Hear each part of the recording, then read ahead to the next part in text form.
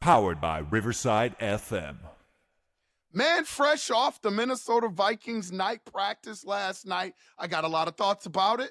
I've had the opportunity to listen to a lot of the beat writers and a lot of content creators about what they saw last night. I'm going to give you my evaluation of what I saw last night. By the way, hit that like and subscribe button. Only takes a second. Hit that thing right now. Now listen, we're going down this slippery slope when it comes to J.J. McCarthy. And I'm going to get off this slippery slope. I am not going to deviate one bit from what I think about J.J. McCarthy. I think J.J. McCarthy is going to be our franchise quarterback for years to come.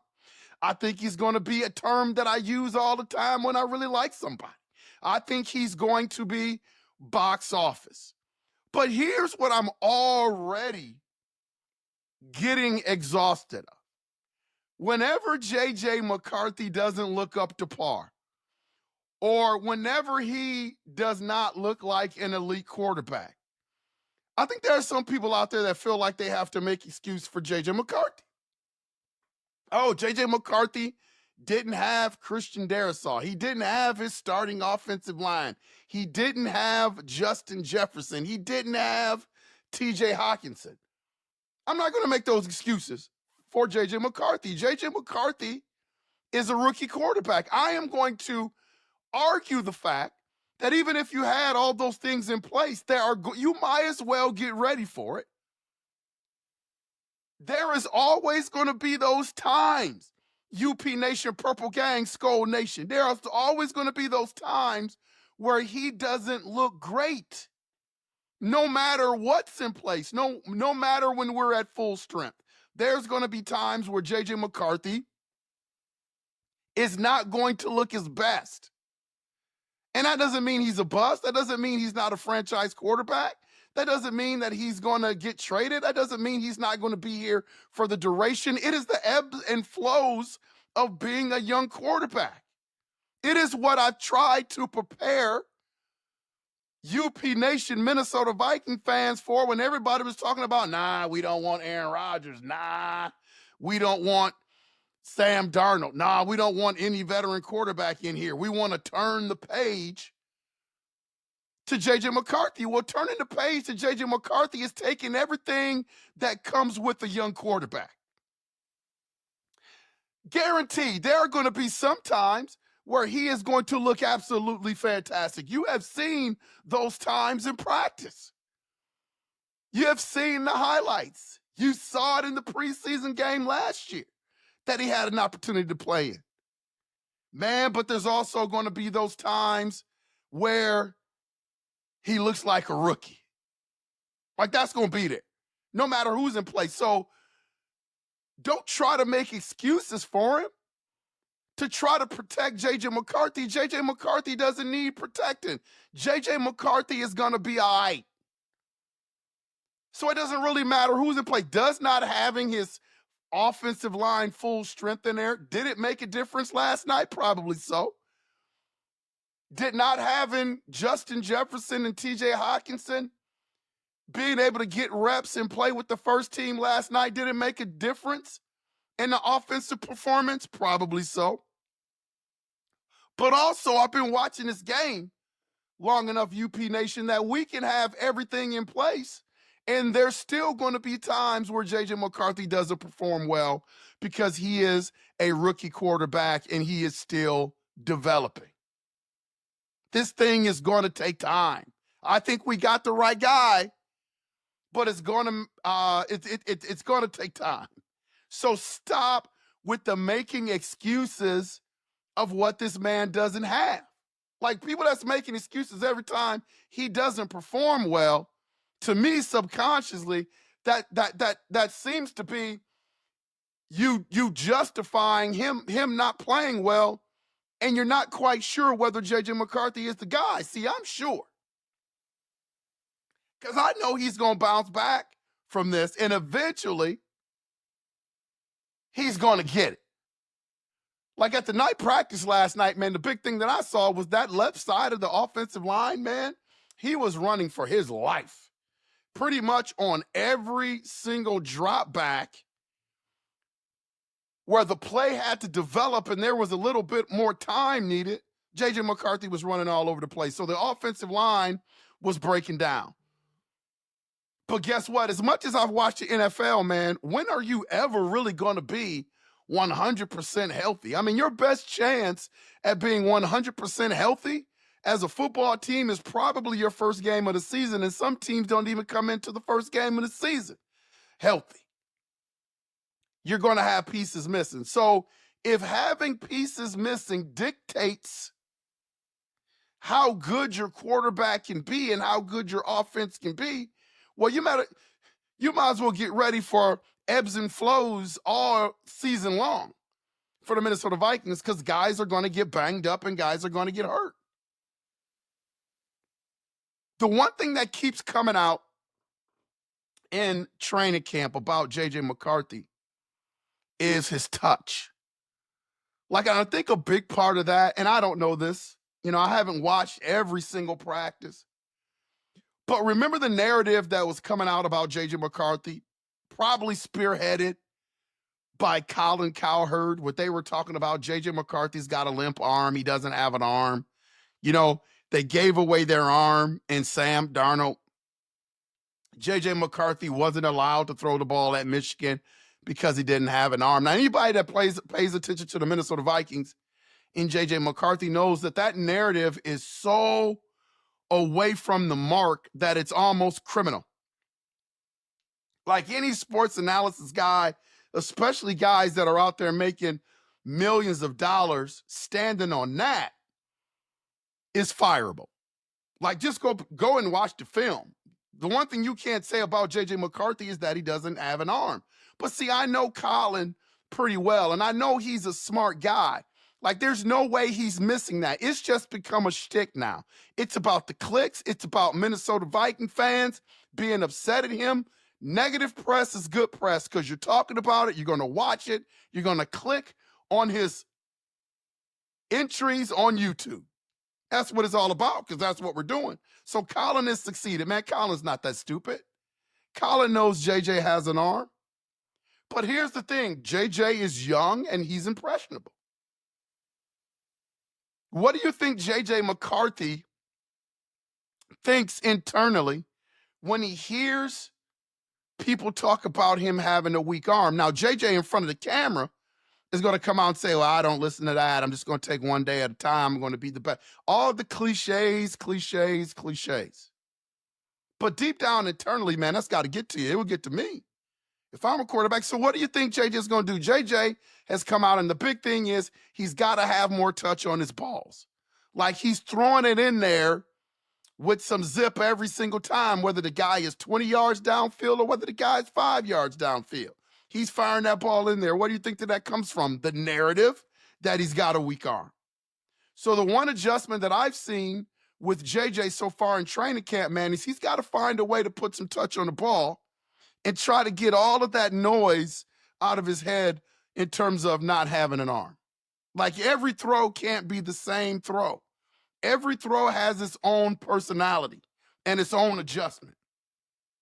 And that's what JJ has to learn, especially in the red zone, man. There were times where he had guys in there and he just threw that thing in there like a cannon. And sometimes guys are having trouble holding on to the football. You got to know your personnel. You got to know your wide receivers. Everybody's catching ability, catch radius is a little bit different. And so that's an adjustment that J.J. McCarthy is going to have to make. One thing that I viewed last night from the practice is that we have, instead of focusing on the negative, is that we have a mobile quarterback. J.J. McCarthy is going to score about 5 to 6 touchdowns in the red zone this year, guaranteed. If a team goes man-to-man, here's what I'm going to guarantee you. If a team goes man-to-man, meaning any of you guys that coach football or watch football, you go man-to-man, you got to turn your back to the quarterback. This is not like you dropping back in the zone where your eyes can be right there in front of you and you can see all the action. Now, if you got a quarterback that scrambles out of there, you can react to the play. You go man, you're going to have a problem with J.J. McCarthy, because J.J. McCarthy, you talk about his arm being underrated. His mobility is damn sure underrated. Now, he's not Mike Vick. He's not Mike Vick, but he's not Peyton Manning either in terms of his mobility. The guy can get out of the pocket. He can extend plays. He can make plays when he gets out of the pocket. Man, the kid is box office. The kid is box office. You will never hear me make an excuse about what J.J. McCarthy doesn't have. He is good enough. He will be our franchise quarterback. Can't miss. I'm not even worried about it. Can't miss. And he is going to figure it out.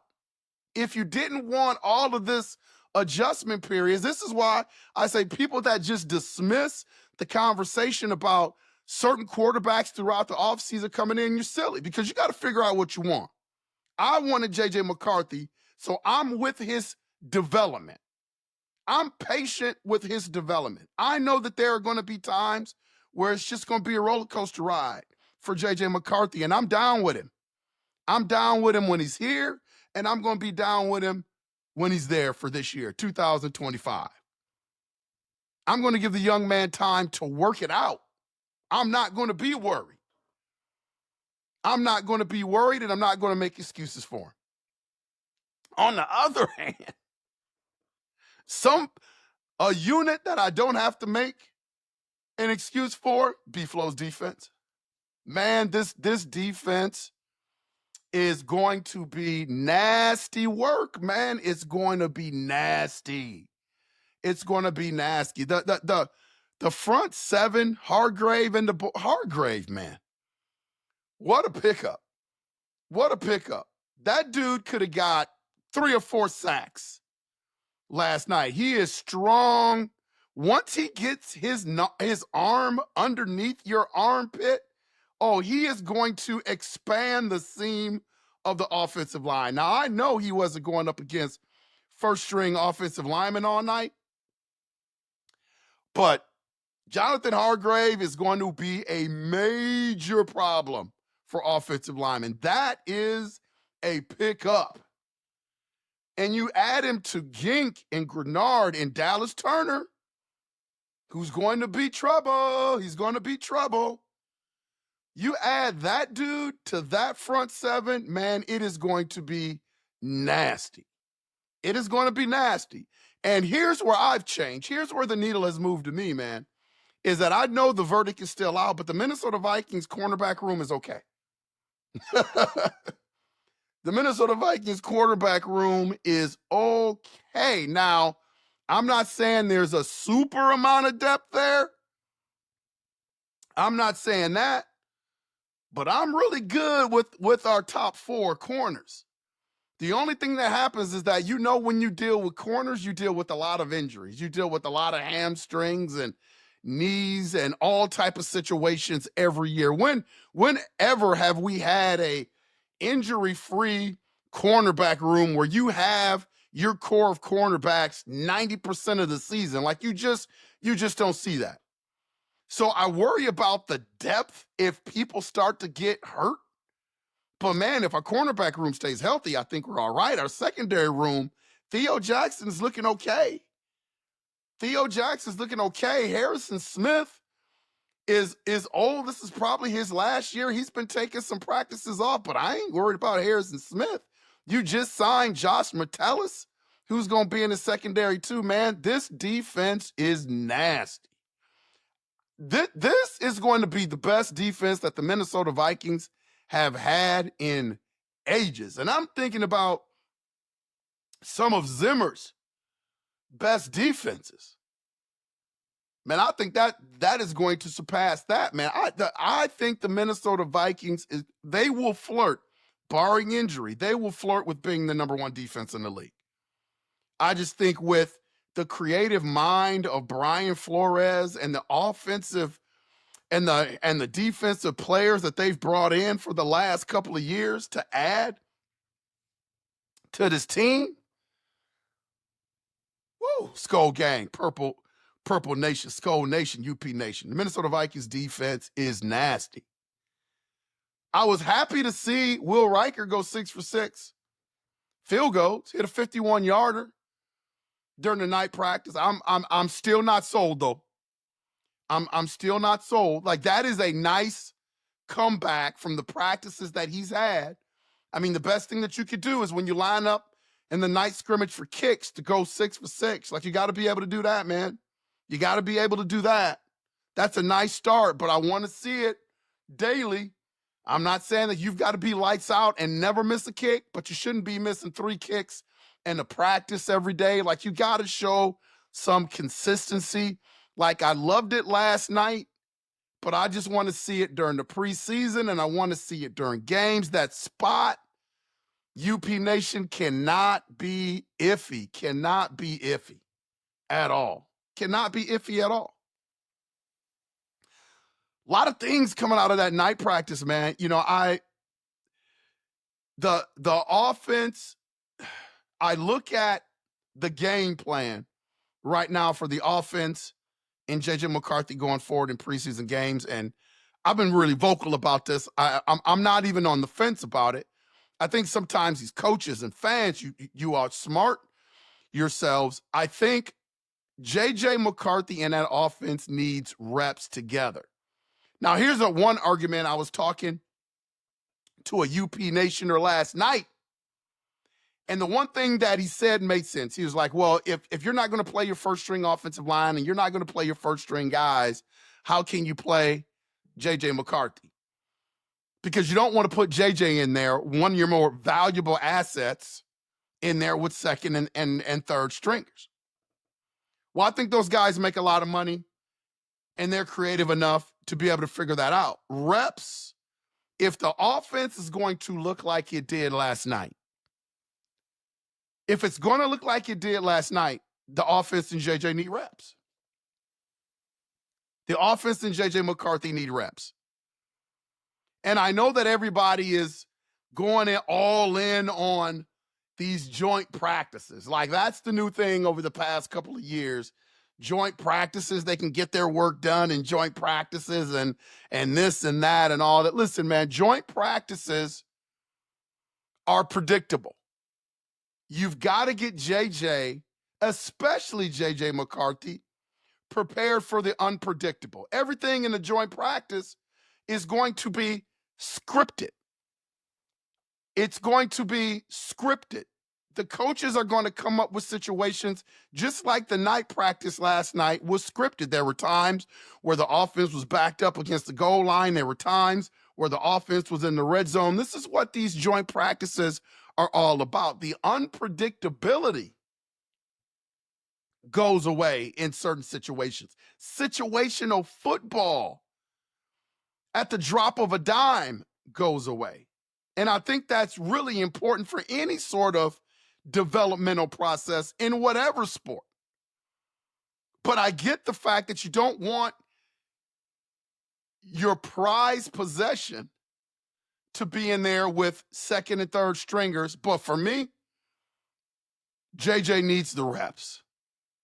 He just, if the offense is going to look like it did last night, JJ needs the reps. See, I think the NFL, they're geniuses.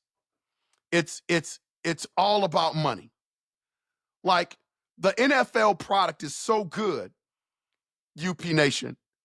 People that pay attention to the Minnesota Vikings or any team in the NFL, you get so hungry for football that you sell out preseason games, that you pay full price for preseason games. You pay the same amount of parking for preseason games.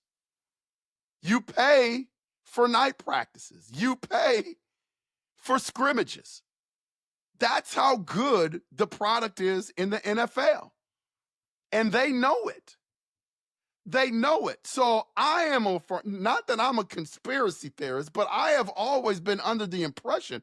I try to think back, man, why has the NFL gone away from the formula they used to use back in the day for preseason games? You know, you used to have the 4 preseason games. In the first game, you know, your starters played, you know, a possession or two. The second game, you know, they played into the second quarter. The third game, they played at least 3 quarters, it was their dress rehearsal. The fourth game, really nobody played that was going to make the team. That was usually used for them to evaluate guys on the bubble, draft picks, late rounders. And for whatever reason, every NFL team has kind of gone away from that formula. And I believe that it's purposeful. I believe because it's always the guys that don't play are always the guys that you really want to see. And the NFL has done a great job of marketing and creating hunger for the average fan. Hunger for the average fan. Because to me, it doesn't matter whether you're a vet. If you're a veteran quarterback, you're not playing. J.J. McCarthy is a rookie quarterback. They're saying he's only going to play one preseason game, so he's not playing. So what's the formula for a quarterback that really should play? It's always the second and third string guy that you really don't care anything about. It's always the second and third string running back guy that you really don't care anything about. And they will use it under the disguise of, well, we're trying to figure out roster spots. So they're compromising reps for the guys that are going to play during the season. And I believe it's genius marketing. It creates hunger for the fans. Everybody wants to see J.J. McCarthy. So now you're going to spend that top dollar. You're going to be anxious for when the real games start. That's what I believe a lot of this is, because a lot of it doesn't make sense. I get, you're trying to prevent injury, but last time I checked, injuries happen in practice all the time. Look at T.J. Hawkinson. He was just in the drill. And now he's injured, probably won't see any preseason time. It's going to be limited practice time. That happened in practice. It happens every single day in practice.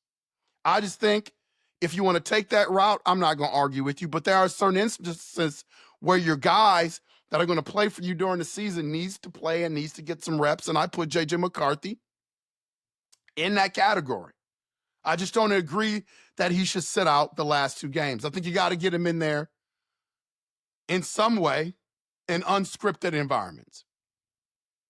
That's my thing. So a lot of stuff coming out of the night practice, man. It's going to be interesting to see what the Minnesota Vikings do going forward. That tight end room is a little thin. It's getting a little thin. Like, I don't think we know the whole story about what's going on with T.J. Hawkinson. But I'm a little worried about that tight end room. It's getting a little thin. Hopefully TJ can come back and be ready for game 1, man. But I'm still, my Vikings, I am so optimistic about this team. I am 1,000% all in on J.J. McCarthy. I don't care.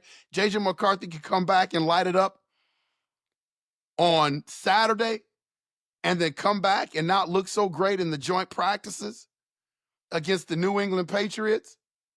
I'm still rolling with JJ no matter what, because I am prepared for the ebbs and flows of this season. It comes with the territory when you're dealing with a quote-unquote first-year quarterback at the helm of a football team. It's going to take some time. Please hit that like and subscribe button. Help us stay in the algorithm and continue to pump out the content that we pump out. UP Nation, Skull Nation, Purple Gang.